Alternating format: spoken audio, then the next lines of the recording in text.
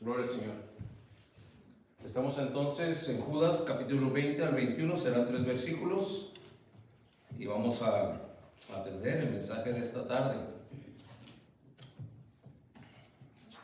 Por alguna razón tuve mucha carga durante la semana, pero ayer, que después de repasar el bosquejo y hacer unos pequeños ajustes, el Señor ya apaciguó mi espíritu y desde entonces he tenido esa sensación de seguridad que da Dios cuando de acuerdo a los límites que tenemos todavía podemos alcanzar a ser instrumentados por Dios. Y es así como espero en el Señor poder entregar el mensaje de esta tarde. Dice la palabra de Dios ahí en Judas capítulo 20, versículo 20, porque capítulo solo es uno.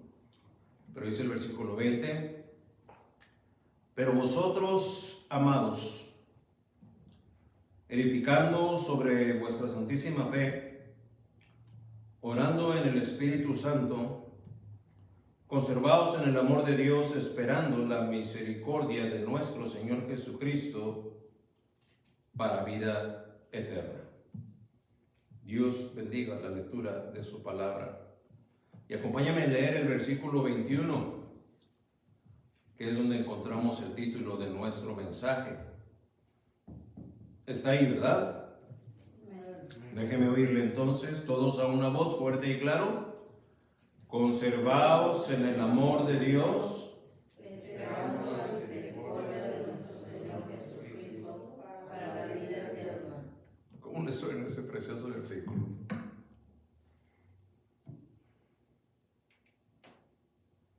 Ya se tomó estos 3, 4 segundos, 5 segundos para meditarlo. Ahora leámoslo otra vez. Conservaos en el amor de Dios, Esperando la misericordia de nuestro Señor Jesucristo para la vida eterna. Conservaos en el amor de Dios.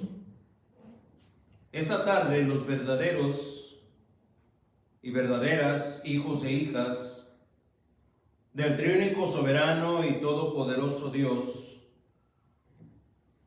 somos llamados a guardar todo respecto del amor de Dios. El título del mensaje de hoy habremos de asimilarlo como un imperativo dictado y dispuesto y declarado por el soberano autor y consumador de nuestra fe. Aquel que nos creó, pero que no solamente nos creó, nos sustenta. Y el día de hoy podemos dar testimonio de eso. Pero nos sustenta no solamente para nuestro tiempo en nuestra tierra, sino para la eternidad. Y se está refiriendo a conservar, mantener sin cambio por tiempo indefinido, guardar y resguardar aquello que se ha de conservar. Nosotros ahorita leímos a partir del versículo 20 y 21, pero ya en el versículo 17 de su carta, Judas menciona esta frase, y ese es un mensaje que nos ocupó el domingo pasado, y es ahí donde el escritor sagrado está enfocando o dirigiendo ese su mensaje escrito a vosotros, es decir, a ustedes, dice ellos. Dice el texto, amados, agapetoi, amados. Igual lo hace ahora en el versículo 20, que es el que nos ocupa hoy. Vamos a percibir el afecto fraternal en esa expresión de Judas, sí. Y habremos de interpretarla como tal, pero no por fraternal, consentidora o chiquiona, no. Pues fraternalmente aplicará verbos conjugados, ya sea como imperativos o como gerundios, que quiere decir una acción de ejecución continua. En estos textos que leímos y de los cuales va a partir el mensaje. Cuando el amor de Dios es mencionado, lo que tenemos ¿Qué hacer aquellos que tememos verdaderamente a Dios? Es pausar, porque somos llamados a eso, a pausar. El amor de Dios va a ser descrito. Algo habrá que conocer adicional a lo que ya conocemos del amor de Dios. Esa pausa entonces deberá ser capitalizada como tal, para meditar, para considerar, para evaluar, para discernir espiritualmente.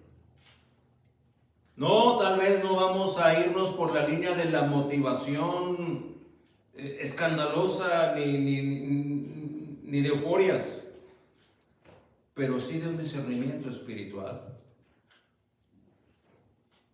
Porque respecto del amor de Dios, Dios revela en su palabra, por ejemplo, un anhelo ferviente. Según lo dice Pablo en la segunda Tesalonicenses, capítulo 3, versículo 5, el Señor encamine vuestros corazones al amor de Dios y la paciencia de Cristo. Ese es un anhelo ferviente. Pablo le escribe así a los tesalonicenses: que el Señor encamine vuestros corazones al amor de Dios y a la paciencia de Cristo. Respecto del amor de Dios, Dios revela en su palabra que excede a todo conocimiento, según lo dice Efesios 3. Ya en el versículo 18 de este capítulo 3, Pablo les dice a los hermanos de Éfeso, cómo el amor de Dios ha de embargar y va a cubrir la anchura, la longitud, la profundidad y la altura. Hermano, ¿cómo es eso? Aquí menciona 4 dimensiones, ¿qué acaso no son 3? Y lo veíamos el miércoles, ¿se acuerdan? Bueno, en el plano físico, desde donde yo estoy parado, de donde el observador está parado, sí son 3 dimensiones.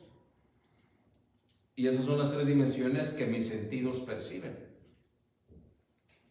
anchura, altura y la longitud que hay en la profundidad.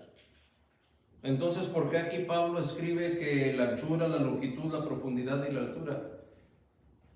Es porque la perspectiva de Pablo es la perspectiva de Dios, que es como una inmensa esfera, en donde el observador no está en el punto, donde la referencia no es la del observador, que está en un punto, sino es la de Dios, en donde el observador está en el centro de una esfera. Entonces las dimensiones ya se multiplican, ya no nada más es a lo ancho, ya no nada más es a lo alto, ya es a la profundidad y a la longitud que tenemos detrás de nuestras espaldas. Cuando decimos entonces que Dios revela en su palabra que este amor excede a todo conocimiento, dice el versículo 19 de Efesios 3, y de conocer el amor de Cristo, que excede a todo conocimiento, para que seáis llenos de toda la plenitud de Dios. Es que es el amor de Dios el que nos capacita para que seamos llenos de toda la plenitud de Dios. Y la forma en la que usted y yo hemos podido acceder al conocimiento del amor de Cristo es precisamente a la muestra inigualable de su sacrificio en la cruz del Calvario. Respecto del amor de Dios, Dios revela en su palabra que ha sido derramado en nuestros corazones. No estamos entonces hablando aquí de un amor romántico o de un amor filial. No, estamos hablando del amor agape, del divino. Romanos 5:5, Pablo le dice a los hermanos en Roma: y la esperanza no avergüenza, porque el amor de Dios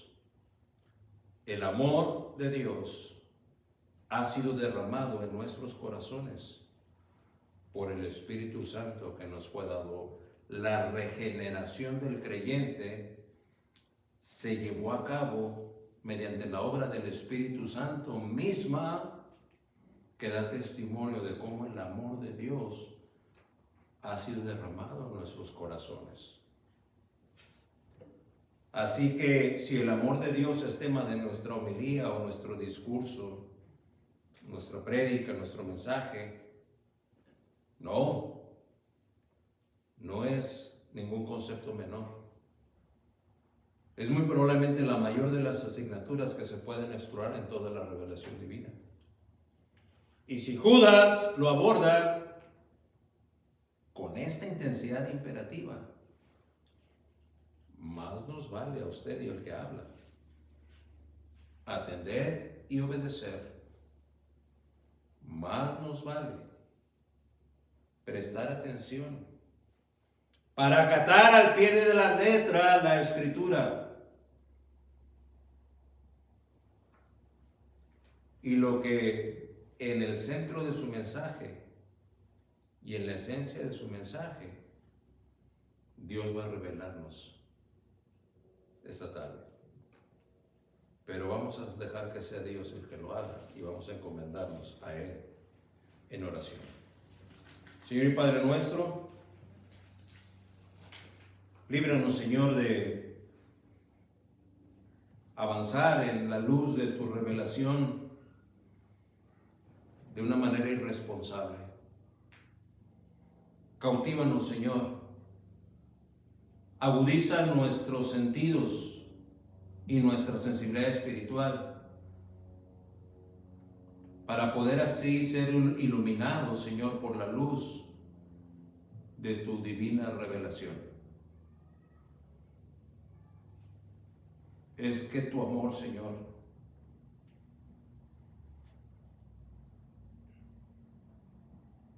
es algo que humanamente es imposible poder entender del todo. Pero a pesar de nuestros límites, te pedimos que nos des de tu gracia, para que esa pequeña porción que adicionalmente va a ser adquirida o va a ser ministrada para que sea adquirida por nosotros, realmente, Señor, así sea aprovechada. Concédenos pues de tu gracia.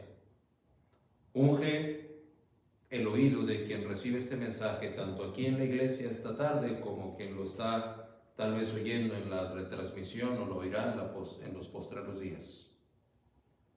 Y unge, Padre Celestial, de manera muy particular los labios de este siervo inútil, para que no obstante mis hierros y mis debilidades, Señor, tengas a bien por tu gracia instrumentarme para honra y gloria tuya. Danos pues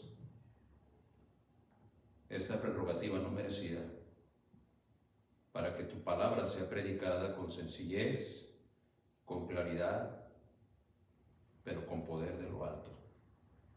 Te lo pido en el nombre del Señor Jesús.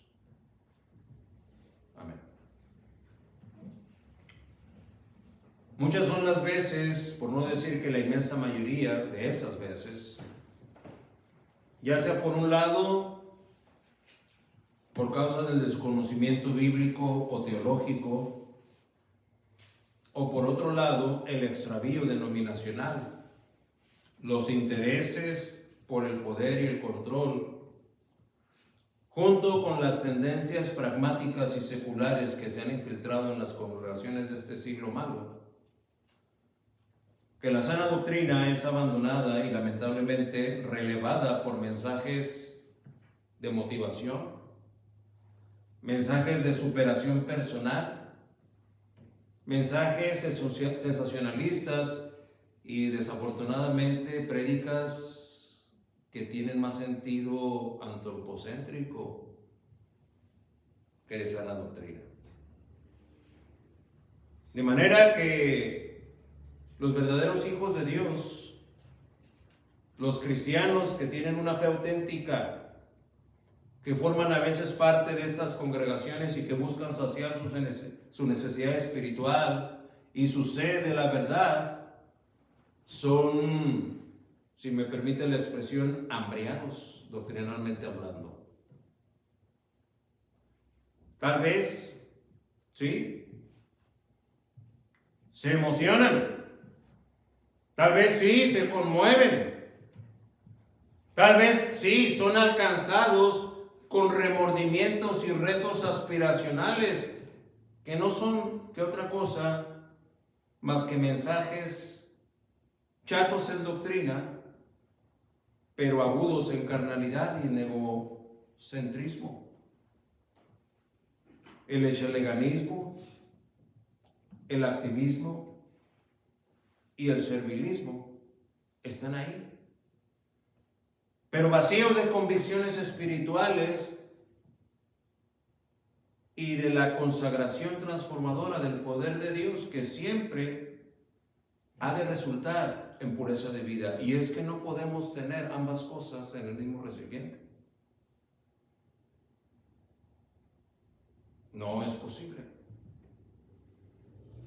Es decir, no podemos tener una pureza doctrinal que abona a la consagración del creyente, revuelto con un echaleganismo y un activismo, y suponer que una cosa va a causar la otra, o esta otra va a causar esta otra. El celo de Dios nos consume. Y aquellos que somos auténticos respondemos al llamado de lo que doctrinalmente es espiritualmente edificante, es espiritualmente eterno, es espiritualmente poderoso. Es recurrente un signo o un síntoma de la falsa religión que nos rodea, cuando la temática de los discursos y el centro principal de los mismos no es Dios, es el hombre. Y tendenciosamente se clama y se proclaman muchas veces los que se deben hacer, pero no se alimenta el rebaño con los cómo, que doctrinalmente se ha de hacer de aquello. La fidelidad de Dios es eso, un atributo. Fidelidad que poco se considera. Y es que es por ese atributo divino que el verdadero Hijo de Dios sabe que no ha de hacer nada según su propia opinión, según su propia prudencia, según su propia justicia, según su propio bien, según las expectativas de que funcione. No. Mateo 26:39 deja un testimonio muy claro y muy contundente. Ni usted, ni yo, ni nadie sobre la faz de la tierra puede argumentar en contra de esta verdad. ¿Por qué? Dirá usted. Bueno, es Jesús hablando en una oración que le hace al Padre. Y en esa oración encontramos la frase que dice: pero no sea como yo quiero, sino como tú. Como Él, según Él lo disponga. Así que siempre, claro, si lo consulto a Él, Dios siempre me va a revelar los cómo. Siempre. Siempre. No podemos en un momento dado saber qué y asumir que ya por saber qué yo sé cómo hacerlo. No. Si ya Dios me reveló el qué, tengo que hacer una pausa para poder atender al cómo. Y el mensaje de esta tarde está como un testimonio de lo que acabo de decirles. Así es que suena bien el título del mensaje. Yo no sé cómo le suena a usted. Conservaos en el amor de Dios, cristianos. Conservaos. Y si esta fuera una de esas congregaciones, aquí estaría yo gritando por 25, 30 o 40 minutos: hermanos, tienes que conservarte en el amor de Dios. Conservaos, cristianos. Ustedes de este lado, consérvense en el amor de Dios. Ustedes acá, conservaos en el amor de Dios. Ya saben lo que tienen que hacer, ¿no? No anden divagando ahí entre dos pensamientos. Conservaos en el amor de Dios. Conservaos en el amor. Y después de 30, 40 minutos, salimos con la idea de que tenemos que conservarnos en el amor de Dios, pero ¿cómo le hago? Pues más. Ay, es lo que tengo que hacer. No, espérate. La fidelidad de Dios nunca te deja así. Nunca deja así al verdadero. Siempre te dice qué. Y la fidelidad de Dios entra y dice, mira, esto que te estoy diciendo que hagas, aquí te va como debes hacerlo. Y en el caso de Judas no es diferente. Así es como llegamos entonces a descubrir los cómo. Conservados en el amor de Dios. ¿Cómo dirá aquel? Echándole ganas. No, pues nomás hay que echarle ganas. Hay que echarle ganas. O sea, lo que yo sé que lo que tengo que hacer es echarle ganas. No, en ese engaño Satanás gana. Porque nos pone a echarle ganas. Y no me puede usted decir que un hámster, por mucho que corra en esa ruedita que está en la jaula, avanza. ¿Verdad que no? ¿O avanza mucho? No, pero ahí está. Es más, hay unos que se mueren ahí corriendo. Algunos hámsters de esos. Nos pasó así en una ocasión en la familia. ¿Verdad? Nuestra hija tenía un hámster. Y quería mucho al hámster. ¿Verdad? Una bolita blanca. Le puso motita al hámster. Y no paraba el hámster. Es una de sus características. Se bajaba, comía un poco, tomaba un poco de agua y se subía a la rueda. Ahí está echándole ganas. Corre, corre. Muchas de las veces hay congregantes que así se consumen, echándole ganas, pero no avanzan. Hubo un día, ya estábamos en la tarde, casi tarde noche, cerca de la hora de la cena. Y vagó con su mascota muerta, ¿verdad? Hacía como una media hora la había visto corriendo ahí en las rueditas. Pero ella estaba muerta. Se murió ahí echándole ganas. El cómo no es echarle ganas. Y los puntos de este mensaje nos van a instruir. Así es que quiera Dios llamarle a usted a encontrar y descubrir lo que la palabra de Dios revela respecto de estos cómo. Número 1. Si vamos a conservarnos en el amor de Dios, tenemos que edificarnos sobre vuestra santísima fe. Edificándoos. La palabra en original tiene que ver con un sentido que va un poquito más allá, como sobre edificando. Es porque es el mismo verbo que Pablo aplica en su primera carta a los Corintios. Y voy a pedirle que vayamos ahí a primera a los Corintios 3. Abra su Biblia, muévala, déjeme oír las páginas, ¿cómo suenan? A ver, no estoy casi viendo ninguna página. ¿Sí hay Biblias aquí? Gloria a Dios, ya empezaron a verse algunas. Vamos ahí a primera a los Corintios 3. Porque dice el versículo 10, conforme a la gracia de Dios, que me ha sido dada, yo como perito arquitecto puse el fundamento y otro edifica encima. Pero cada uno mire cómo sobreedifica. ¿Ya notó ahí la palabra?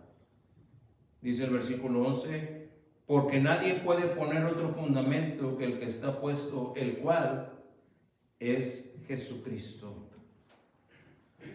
Edificar sobre vuestra santísima fe. Nadie puede poner otro fundamento que el que está puesto, el cual es Jesucristo. Es que no importa de qué dimensiones sea la construcción, en cuanto a diseño, siempre deberá tener un cimiento suficientemente sólido para garantizar que se va a mantener de pie esa construcción. Y si se va a escatimar en alguna parte de la obra, no va a ser en el cimiento, porque eso va a ser causa de que la obra se caiga. A lo mejor los acabados no van a ser tan finos. Algunos serán más rústicos y otros serán más convencionales. porque se puede decir que la diferencia entre un acabado fino y un acabado convencional puede haber mucha diferencia en costo. No obstante, en los acabados se puede de alguna manera buscar la oportunidad de ahorrar, pero no así en el cimiento. Si el cimiento es comprometido en la composición tanto de la estructura que lo va a mantener unido como la resistencia del concreto que se va a vaciar ahí, entonces estará siendo en detrimento de la seguridad y la calidad de la obra. Por eso Pablo menciona ahí, yo como perito arquitecto,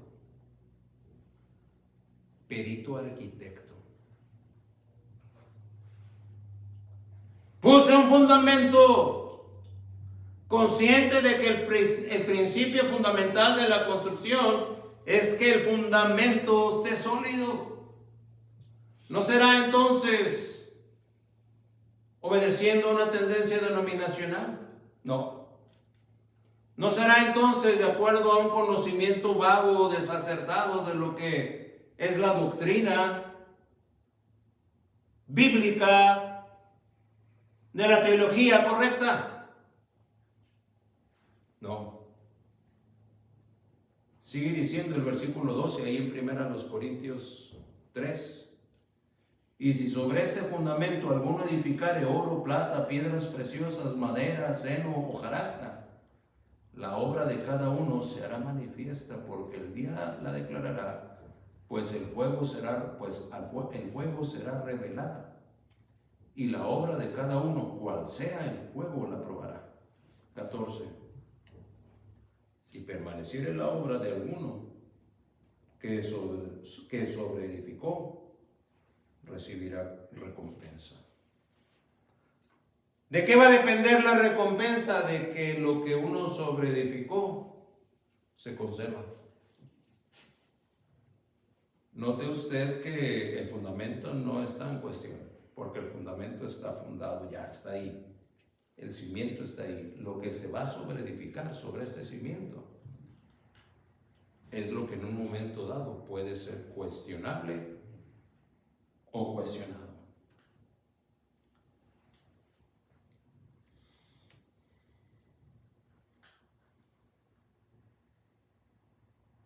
Cuando la sana doctrina es entonces abandonada,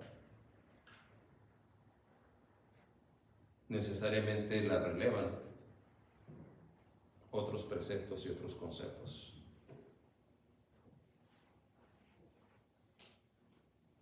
Conforme a la gracia de Dios que me ha sido dada, dice Pablo, puse el fundamento.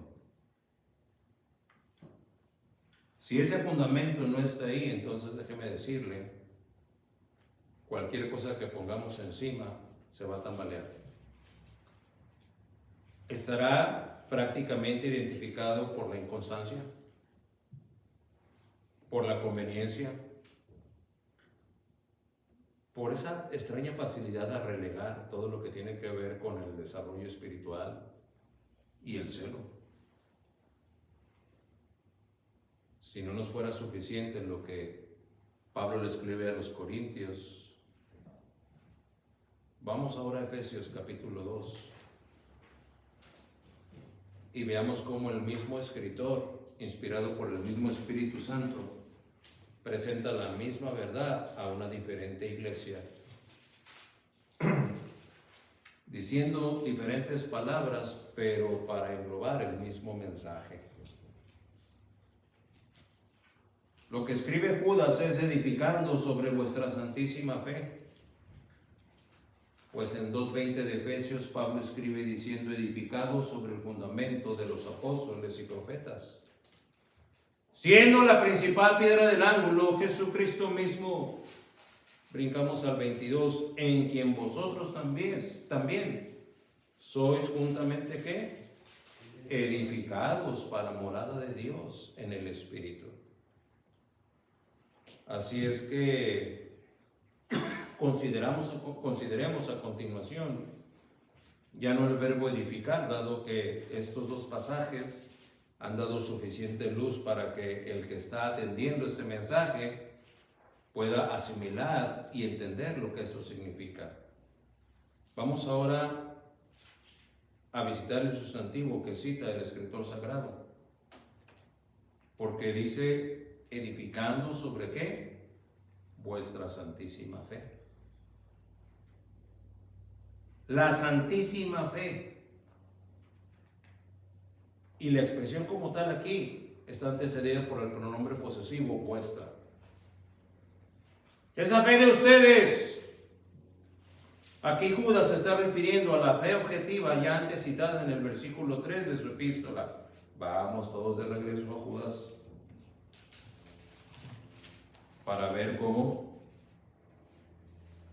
aparece ahí el mismo concepto. ¿Cuál? El de la fe. ¿Por qué? Porque ya estamos en el versículo 20, pero miren lo que dice el versículo 3. Amados, por la gracia que tenía, por la gran solicitud que tenía de escribiros acerca de nuestra común salvación, me ha sido necesario escribiros, exhortándoos que contendáis ardientemente. ¿Por quién? Por la fe que ha sido una vez dada a los santos. Esa es a la fe a la que se refiere ahora. Pero en el versículo 20 le pone el adjetivo calificativo de santísima, sustantivo fe. Exhortándoos que contendáis ardientemente. ¿Cómo entiende usted esa orden? Exhortándoos que contendáis ardientemente. ¿Es usted de los que contiende ardientemente por la fe? ¿O es usted de los que a lo mejor dice, pues sí, esta fe, nomás que ahorita ando un poco cansado, ya no alcanzo?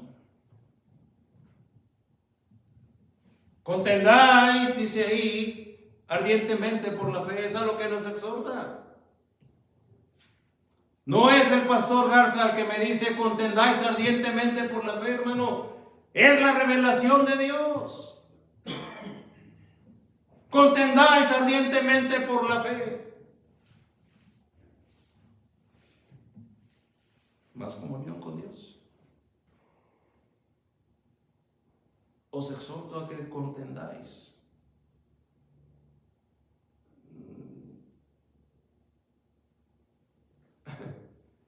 Vino a mi mente ahorita, ¿verdad? Unos primos que habiendo sido criados en el conocimiento de Dios, no sé qué tanto evangelio llegó a sus oídos, pero en su niñez y en su temprana juventud iban a la iglesia.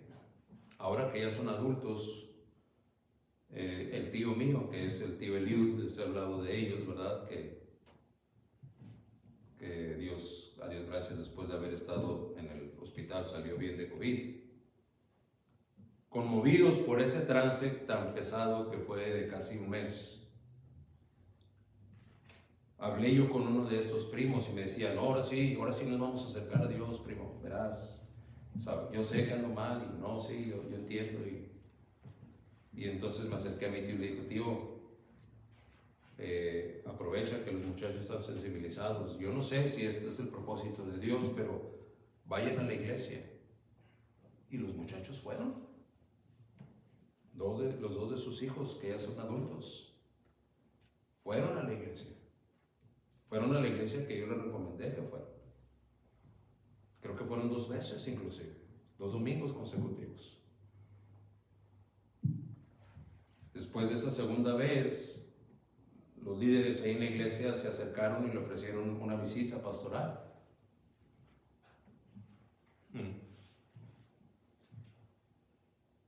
Y mi tío dijo, bueno, nomás déjeme ver ahí con la familia, porque pues me daría mucha pena que ustedes vengan y no se les reciba bien ahí. Pero los muchachos ya son adultos.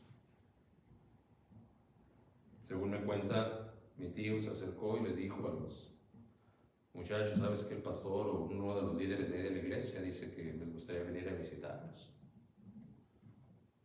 Poder ministrarnos aquí un poquito. uno de ellos se paró y dijo, ¿ya ves? Por eso no me gusta ir a la iglesia, porque nomás van a la iglesia y luego vienen a perseguirlo a uno. No lo pueden dejar. Bueno, está bien, si no quieren, no, pues. No, vamos a ver que no quiere que venga. Evítenme la pena de hacerle una mala cara aquí si bien. De que vaya usted a ver una mala cara aquí si bien.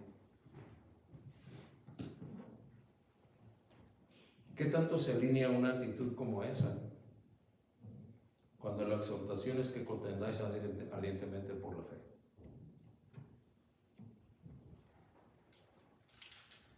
Y mire, habla de contienda. Muchas de las veces peleamos por absurdos. Pero si se trata de contender por la fe, permítanme la expresión, me da pena usarla, pero la voy a usar.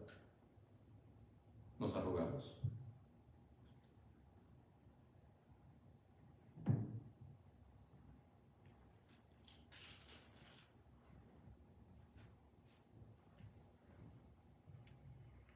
Exhortándolos que contendáis ardientemente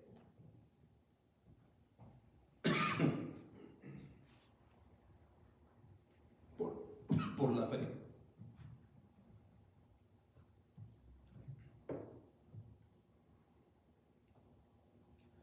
¿En qué medida vamos a experimentar un desarrollo? Si cuando Dios nos pone en esas circunstancias,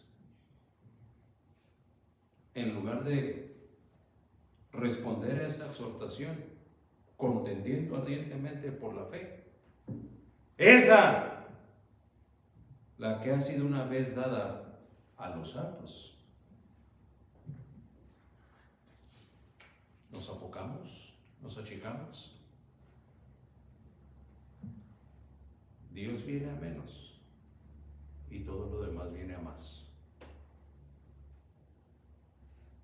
Mi comodidad, mis compromisos, mis deseos. Contender por la fe. ¿De qué me está hablando, hermano? Hermano, no te lo estoy diciendo yo, no lo dice la palabra de Dios.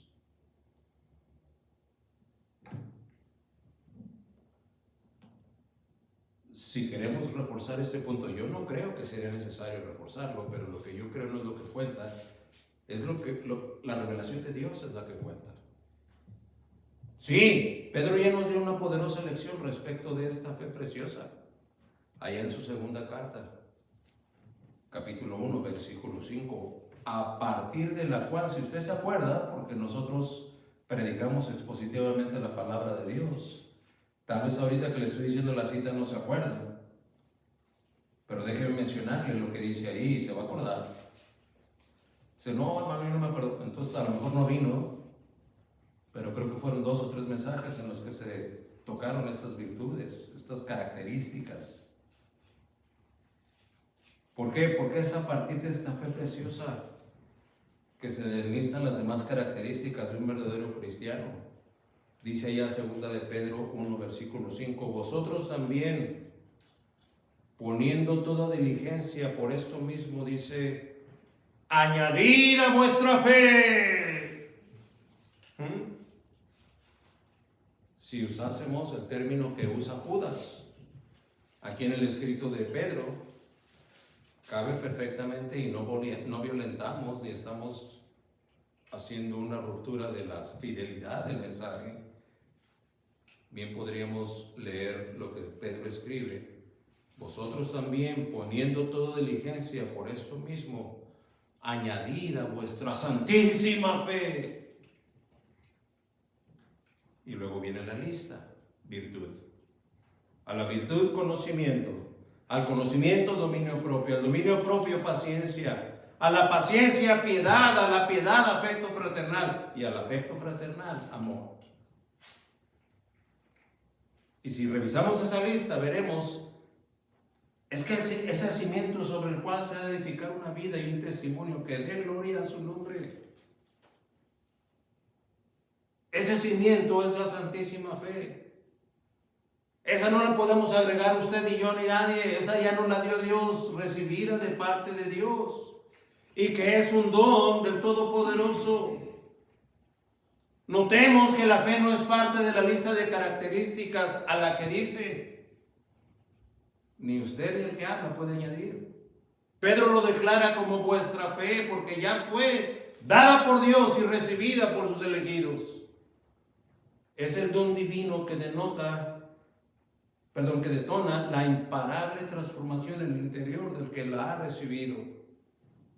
Y es solo por eso que le es posible edificarse. Y si así se edifica, entonces y solo entonces se puede conservar en el amor de Dios.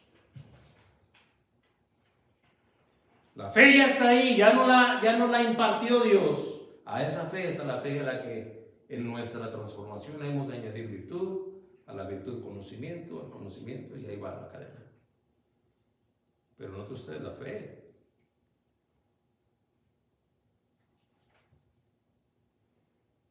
No nos la pudimos inventar. Para lo más que nos alcanza, pues yo hubo un día que creí. ¿Sabes por qué creíste? Porque la fe te fue dada. ¿Quién te la dio? La gracia de nuestro Señor Jesucristo. Por gracia sois salvos por medio de la fe. Y esto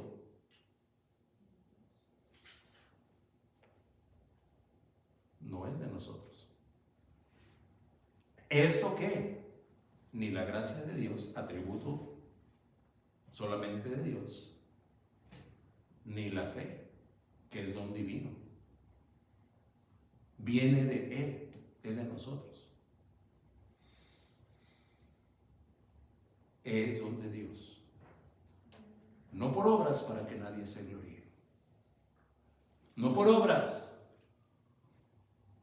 No, que yo sí soy fiel. No te gloríes. Es producto de la fe que Dios te dio. Porque si te doy la razón, tendré que declarar tus obras como trapos de inmundicia. Conservados en el amor de Dios. Número 2. Orando en el Espíritu Santo. Orando en el Espíritu Santo. Mire, aquí vamos a ser confrontados con las tendencias equivocadas que tenemos de orar. En gran parte porque provenimos de una cultura en la que tradicionalmente se acostumbraban los rezos. Madre María, Madre de Dios, ruega por nosotros los pecadores, ruega por nuestra muerte.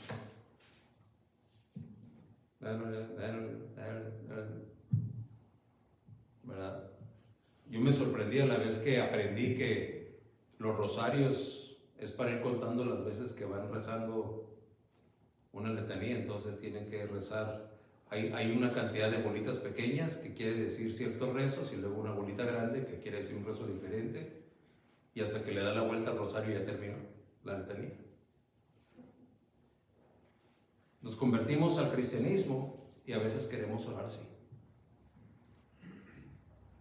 Y es necesario aprender a orar. Yo no, hermano. Bueno, tal vez usted sea más espiritual que los apóstoles. Porque los apóstoles, habiendo convivido con Cristo, con el Maestro esos 3 años, fue una de sus peticiones al Maestro ahí en vida. Enséñanos a orar. ¿Cómo lo habrán visto orar? Que no hay récord de que el apóstol se haya acercado a decirle: Señor, a ver, enséñanos a darle vista a los ciegos, ¿no? Porque yo vi ahorita que le diste la vista a ¿cómo lo hiciste?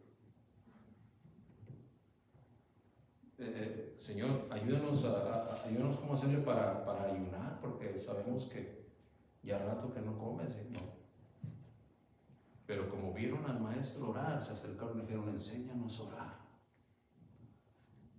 Así es que usted, yo y cada uno de los que me escuchan tenemos una deuda con el Señor para acercarnos y decirle: Señor, enséñanos a orar. Para ser conservados en el espíritu de amor, o en el amor de Dios, quise decir, Hay que orar en el Espíritu Santo. Eso es lo que dice Judas, no lo digo yo.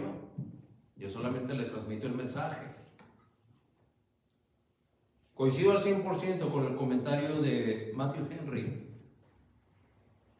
que a la letra dice, indica el orar bajo la moción y guía del Espíritu Santo. Bajo la moción, es decir, cuando Él nos mueve, y de la forma, guía, ¿cómo nos guía? El Espíritu Santo.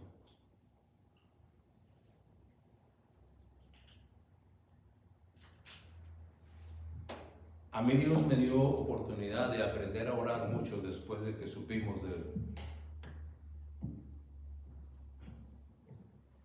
tumor en el cerebro del hijo mío.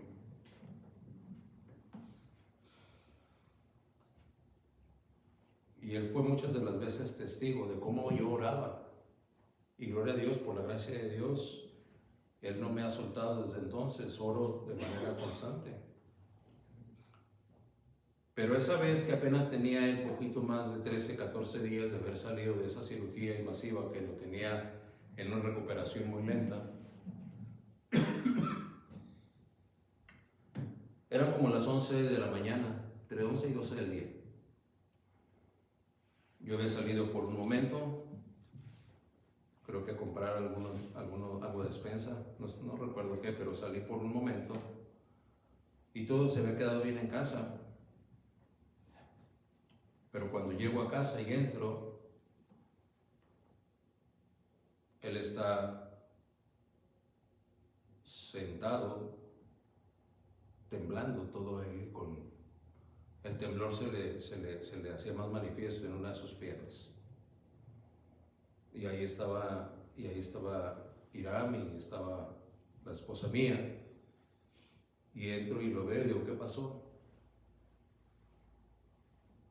Y dice, creo que me está queriendo dar una convulsión, dijo él. Y volteé a ver a Linda y le digo, ¿y qué hicieron? Ya le hablamos a la ambulancia, viene por él.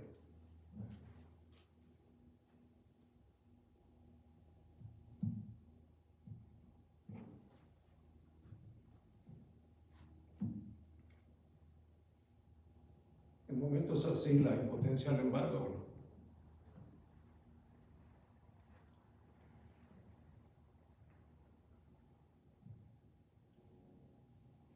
Y todo lo que acerté a hacer fue caer de rodillas, caer al grado que mis huesos sintieron esa caída en mis rodillas. Y ponerme a orar. No tenemos que esperarnos a estar así para aprender a orar. Pero hay veces que el Señor nos tiene que llevar a esos extremos porque de otra manera no aprendemos. Y entonces no nada más estuve orando ahí hasta que llegó la ambulancia, pero luego todo el camino en la ambulancia de casa hasta el hospital iba a su servidor en permanente oración.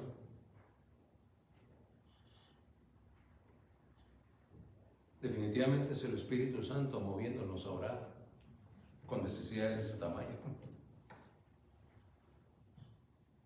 Por eso digo que estoy de acuerdo con lo que Matthew Henry comenta. Orando en el Espíritu Santo indica orar bajo la moción y guía del Espíritu Santo. Y créanme que mi sensibilidad respecto a la necesidad de oración subió mucho después de esa oportunidad.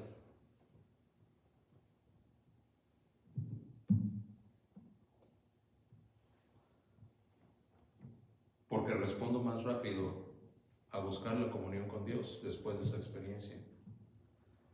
Pero no tiene usted que pensar en mi experiencia. Vayamos a ver qué es lo que le dice Pablo a los romanos.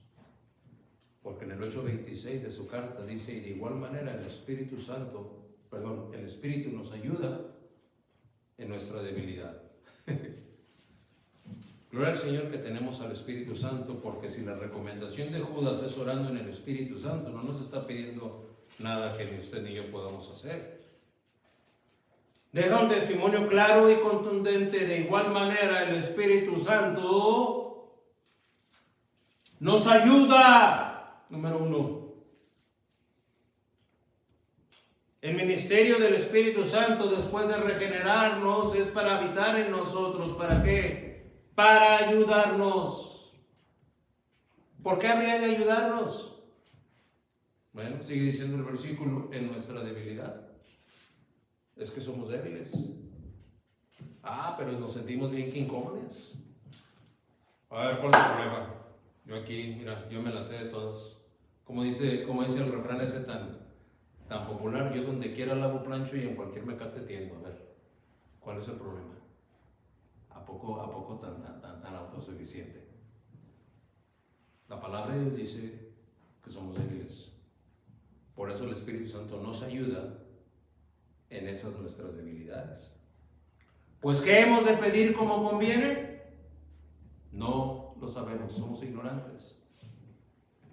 Por eso es muy importante considerar que cuando nos dirigimos a Dios no es para pedirle que Él haga lo que nosotros queremos, es para que haga lo que Él quiere. Y una postura bíblica y teológica delante de esa necesidad de Señor, ayúdame a querer lo que tú quieres, que eso es lo que verdaderamente es lo mejor para mí. Nuestra tendencia, Señor, quítale este COVID-19 a mi familiar, a mi cónyuge, a mi hijo, a mi mamá, a mi papá. Señor, cumple tu propósito al permitir este COVID-19. Es que ya pasó más de un año, pero el testimonio de mi hermana, que estuvo en el umbral de la muerte, una vez que se recuperó fue el Señor, transformó mi vida. Ella lo dijo aquí. ¿O estoy inventando? ¿Lo estoy inventando? ¿No lo había usted decir eso? ¿Ella está aquí esta mañana, esta tarde? ¿Sí o no dijo eso, hermano?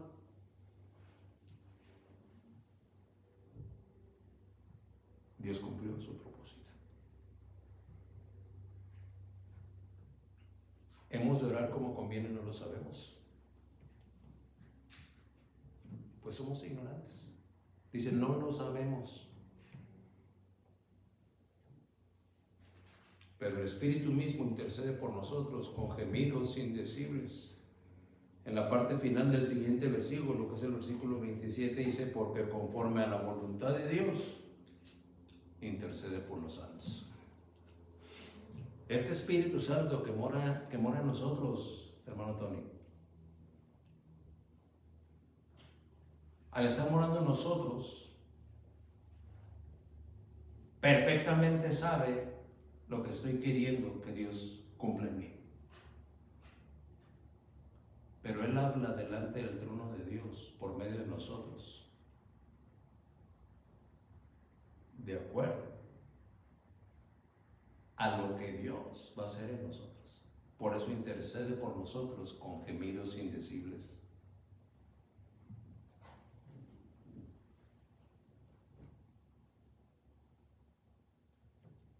Efesios 6:18 cita al apóstol Pablo, orando en todo tiempo, con toda oración y súplica en el Espíritu, y velando en ello con toda perseverancia y súplica, dice, por todos los santos. Es que el pueblo de Dios adolece, o bien carece de la destreza espiritual para ahondar en la comunión con Dios. Y no es un mal de estos tiempos solamente, porque en los tiempos bíblicos ya era déficit, o ya había falta de santa comunión con Dios.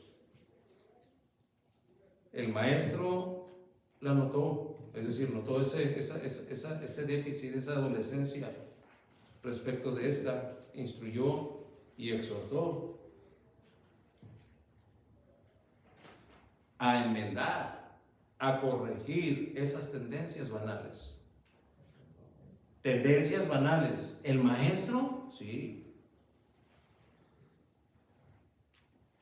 No sé cuántos han tenido oportunidad de ver la página web de la iglesia. Pero ahí tengo un clip de 1 minuto y medio donde estoy leyendo parte del Sermón del Monte.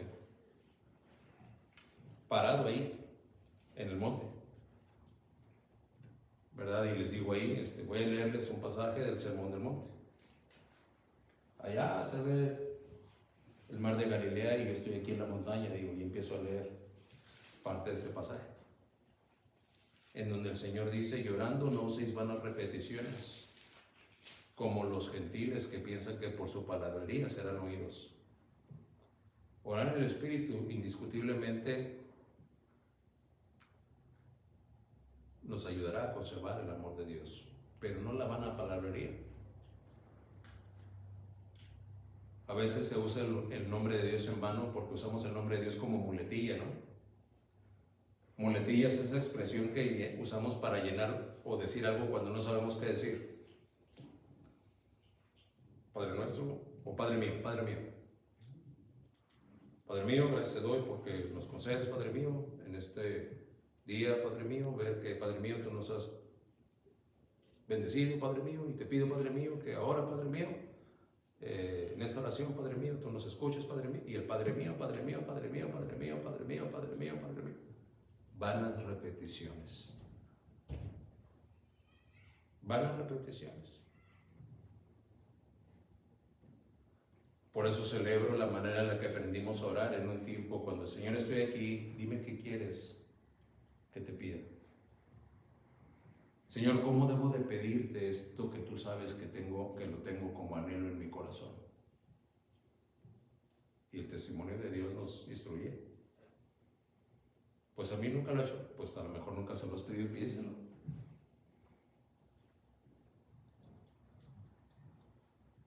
No vamos a orar para decir: Señor, ¿por qué me permites esto, Señor, si tú eres bueno y eres misericordia? No, Señor, ¿para qué me estás haciendo padecer? Concédeme responder de acuerdo a tu voluntad. Eso es orar en el Espíritu. Si oramos en el Espíritu, indiscutiblemente nos conservaremos en el amor de Dios. Número 3, conservados en el amor de Dios. Vamos a fincar un punto de referencia firme para poder interpretar correctamente lo que Judas está revelando a sus lectores cuando dice: conservados en el amor de Dios. Y nosotros leímos congregacionalmente Juan 15. Pues en alguno de esos versículos, que fue el 9, dice: como el Padre me ha amado, así también yo os he amado, permaneced en mi amor. Versículo 10: si guardareis mis mandamientos, permaneceréis en mi amor, así como yo he guardado los mandamientos de mi Padre y permanezco en su amor. Podemos entonces decir que por lo que el apoyo bíblico dicta y dispone, habremos de entender que la ruta más corta para acatar el imperativo que Judas nos escribe de conservados en el amor de Dios, esa ruta será el amar a Dios. Amarlo a Él. Yo le pregunto: ¿usted ama a Dios? ¿Usted lo ama de verdad? 1 Corintios 8:3 dice: pero si alguno ama a Dios, mire qué bendición, es conocido por Él. Si amas a Dios, Dios te conoce. Y amar a Dios resultará en una permanencia en el amor. Pero lo amas. Dice la palabra de Dios que si lo amamos, vamos a hacer lo que Él dice. Y muchas cosas hay que Él dice que no las hacemos, ni usted ni yo. Entonces yo de labios puedo decir: sí, hermano, yo amo a Dios. Bueno, ¿qué me dices de? ¿Lo haces? Bueno,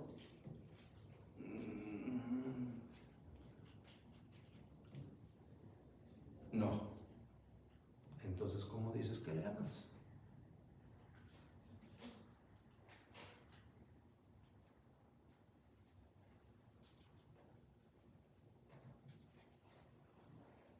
Conservados en el amor de Dios. Número 4. Esperando en la misericordia de nuestro Señor Jesucristo. Esperar. Lo que cada verdadero hijo o hija de Dios espera hoy día, pues es la segunda venida del Señor.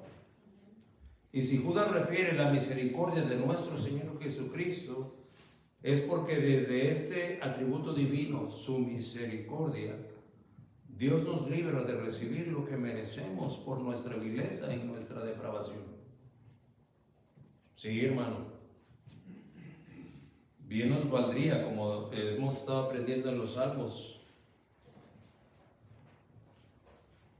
en un ejercicio de salud mental y espiritual, no victimizarnos.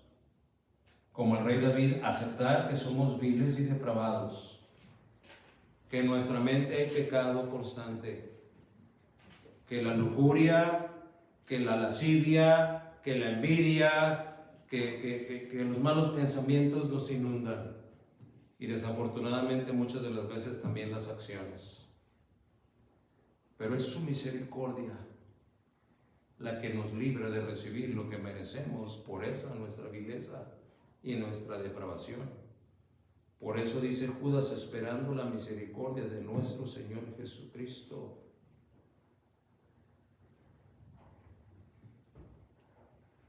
Prestemos atención a lo que el escritor de la carta a los Hebreos nos revela ya en el 9:28 de Hebreos. ¿Por qué? Porque ahí es donde encontramos que dice, así también Cristo fue ofrecido una sola vez para llevar los pecados de muchos. Mire, celebro que este versículo prácticamente revela delante de propios y extraños, cercanos y lejanos, verdaderos y falsos, la doctrina de la redención asignada. ¿Qué quiere decir esto? Bueno, los que reconocen sistemas teológicos que a mí no me ocupan ni me impresionan, califican esto como una redención universal o como una redención limitada. Bíblicamente el sentido es que es una redención asignada. ¿Para quién? Para los elegidos de Dios.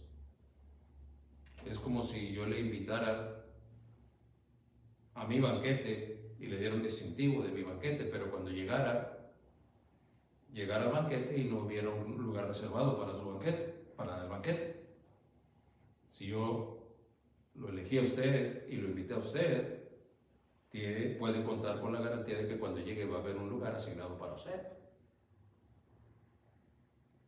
Y estoy mencionando esto de una manera pueril, es decir, corrientita, de poder en un momento dado ilustrarle para ayudar a entender lo que dice la carta a los Hebreos. Así también Cristo fue ofrecido una sola vez para llevar los pecados de todos.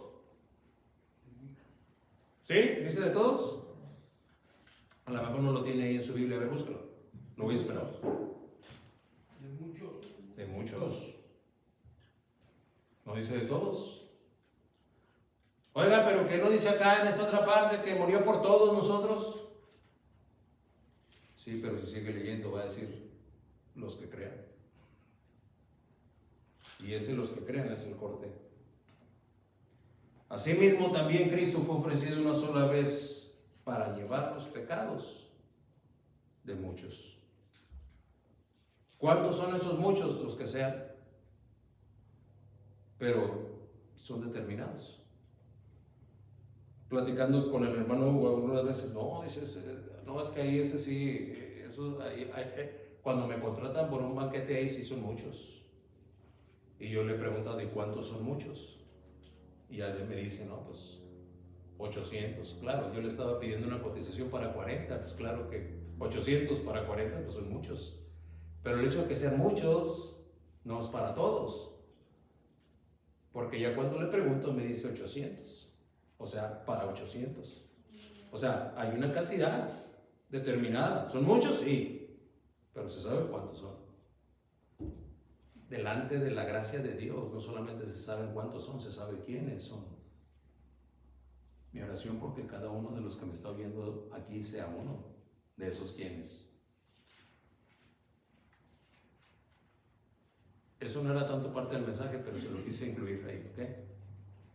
Y aparecerá por segunda vez, dice, sin relación con el pecado, para salvar a los que lo esperan. ¿Usted quién diría que son los que lo esperan? ¿Todos? Los elegidos de Dios. Esos muchos por los cuales dice ahí, murió por los pecados de esos muchos. Así es que esperando la misericordia de nuestro Señor Jesucristo quiere decir que se está refiriendo exclusivamente a usted y a mí. Y si somos usted y yo, entonces vamos a esperar en esa misericordia. ¿Cómo? ¿Baquetonamente? ¿Relajadamente? ¿Sin que nos importe? No. Atraídos en una devoción, en una consagración a Dios. En donde Él es prioridad en nuestra vida, donde no hay nada antes que Él.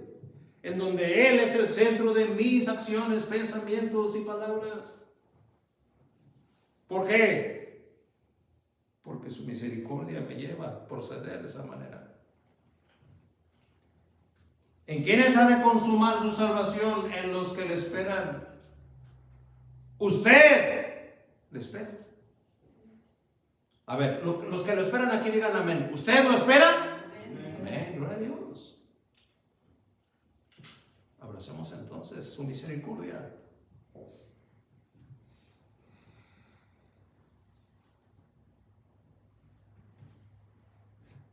Sí, yo lo espero, hermano. Bueno, vamos a ver, creyendo como Abraham, allá lo que nos cita Romanos 4:18 con relación a Génesis 4:18 al 22, en donde encontramos que dice la palabra de Dios, esperarlo así, como creyó Abraham, en esperanza contra esperanza. Híjole, esa esperanza contra esperanza podría ser tema de un mensaje completo. Pero esa esperanza contra esperanza es tener esperanza en contra de aquella nulidad de recursos lógicos para poder esperar en Él. Así fue como esperó Abraham.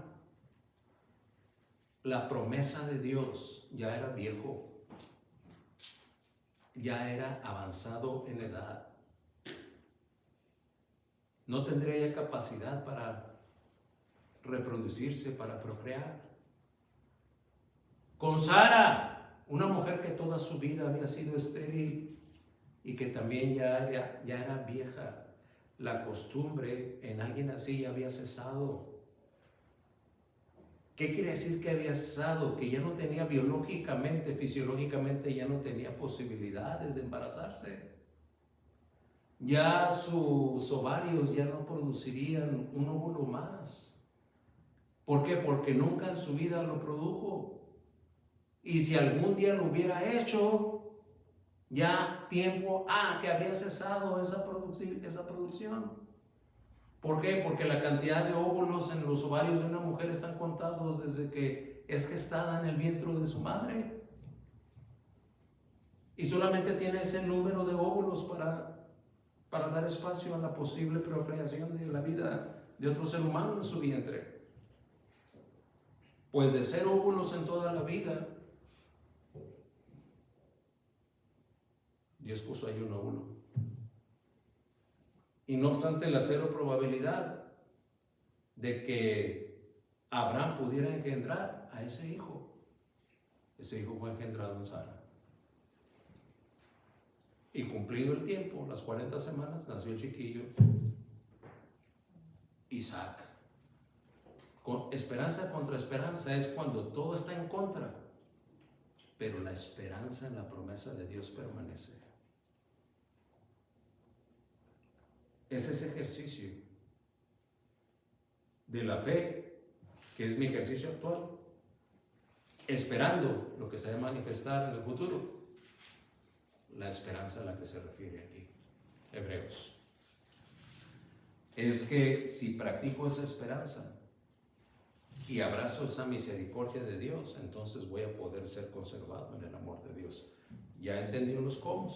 Bueno, concluyo. Si esta tarde usted ha estado oyendo este mensaje y usted no es un hijo de Dios, debe saber que ese amor de Dios al que el Escritor Sagrado llama a conservar Y es el amor del que se ha estado predicando. Es el que demostró al morir en la cruz del Calvario para saciar la santa ira de Dios y hacer posible así la reconciliación de Dios con el hombre. Si cualquiera que me oye ha sido sensible a este mensaje, ríndase a Él. Arrepiéntase de sus pecados y crea. Así entrará en ese amor de Dios y Él, con su infinito poder, con su misericordia y con su gracia, le conservará ahí para la eternidad. ¿Es usted un verdadero hijo de Dios? Gloria a su nombre. Edifíquese en la santísima fe. A partir de hoy, ore en el Espíritu Santo. Guarde sus mandamientos, demostrando así que le ama. Y siga esperando, pero en la misericordia de nuestro Señor Jesucristo. Si lo hiciésemos así, estaremos haciendo bien.